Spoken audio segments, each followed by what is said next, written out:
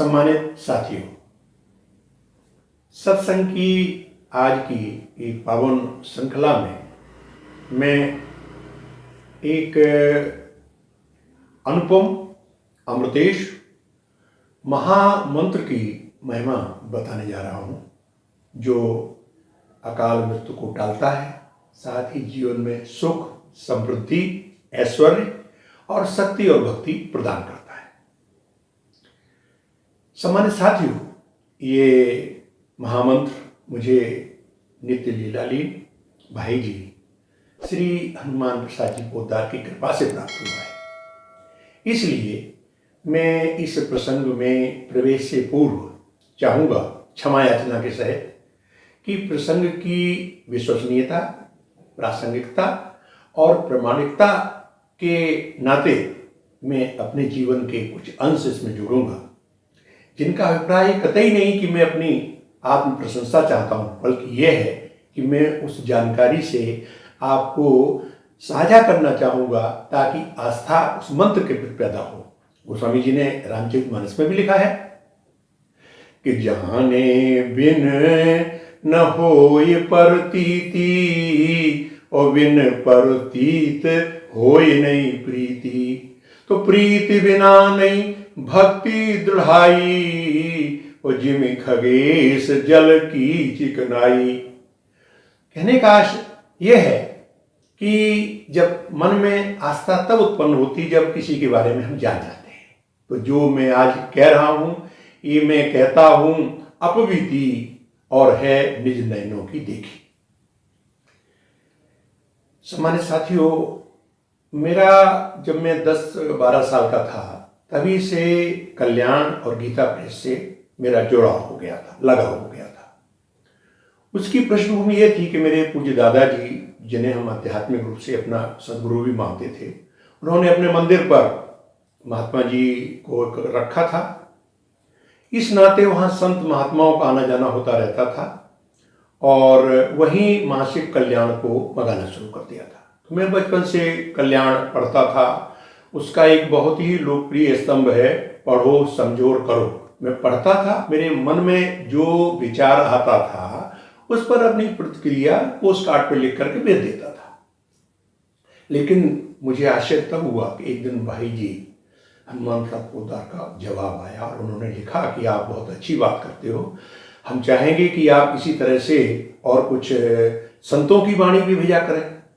तब हमने थोड़ा थोड़ा संतों की जो प्रवचन सुनते थे उनको अपने शब्दों में लिख के भेज देते थे।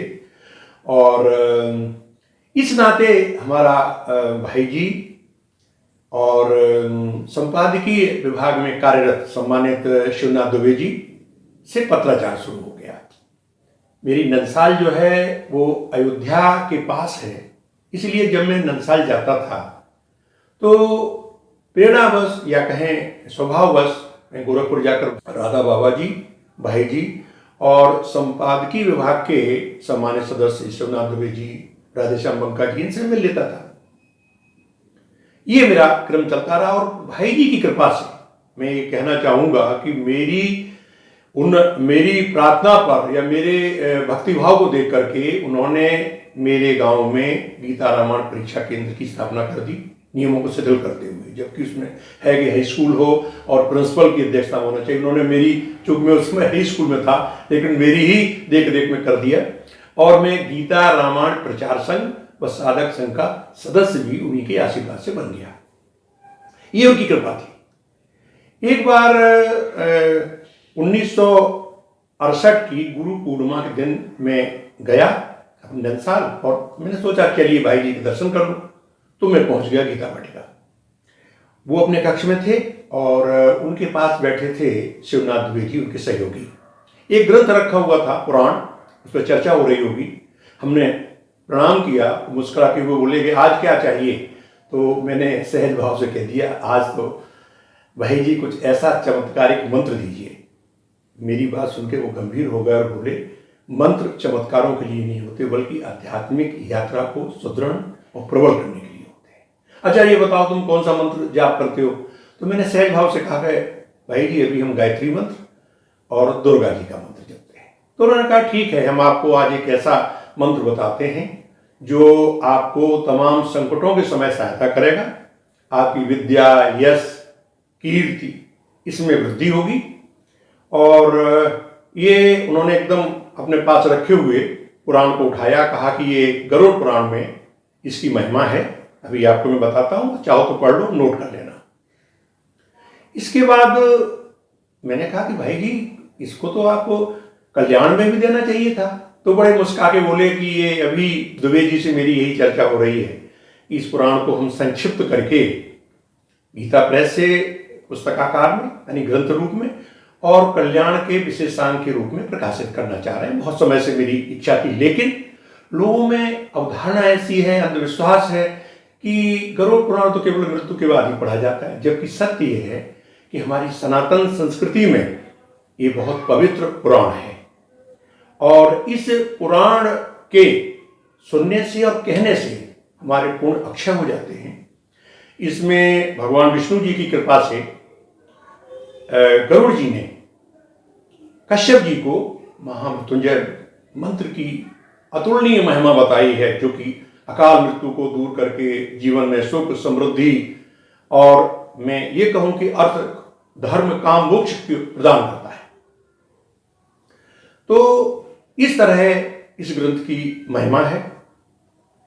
इसके बाद मैं जो शिवनाथ जी दुबे जी थे उनके साथ उनके जो संपादकीय कक्ष था वहाँ आया और बैठा।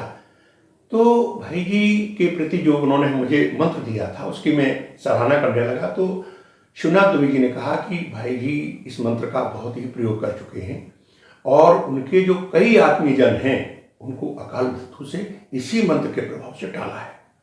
ये सुन के मुझे बड़ा आश्चर्य हुआ।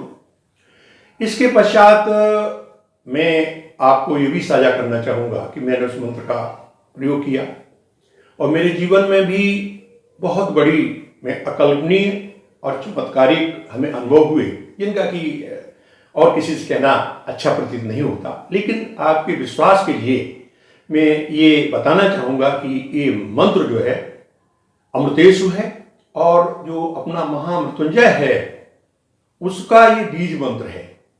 वो अभी आपकी स्क्रीन पर देते हैं और गरुड़ पुराण के उस संदर्भ को भी देते हैं। वो मंत्र जो है ओम जुम शा, ये बीज मंत्र है। मैं आपको इसलिए बता रहा हूं क्योंकि भाई जी ने कहा था कि इसको लोगों को इसको प्रचारित करें ताकि अवधारणा जो है गरुड़ पुराण के प्रति पैदा हो जाए। मैंने चूंकि इस मंत्र की आपको चर्चा की, मैं चाहूंगा कि आगामी सत्संग की श्रृंखला में ऐसा ही एक अद्भुत प्रसंग दूं जिसमें काल की महाकाल से भिड़ंत हुई और हमारे पूज्य भाई जी हनुमान प्रसाद पोद्दार ने उस अमृत प्रदान करने वाले महामृत्युंजय स्रोत को जीवंत किया, यानी जन जन में पहुंचाने के लिए कैसे प्रयास किए। मैं चाहूंगा कि आगामी कड़ी में इस पर कुछ प्रकाश डाला जाए। मैं फिर वही महामंत्र जे जपत महेशु काशी मुक्ति हेतु उपदेशु, यानी महामंत्र की महिमा यह है कि भगवान शिव इसका पारायण करते हुए और काशी को अमृतमय बना दिया है। साथियों, आज इतना ही। सादर अभिवादन।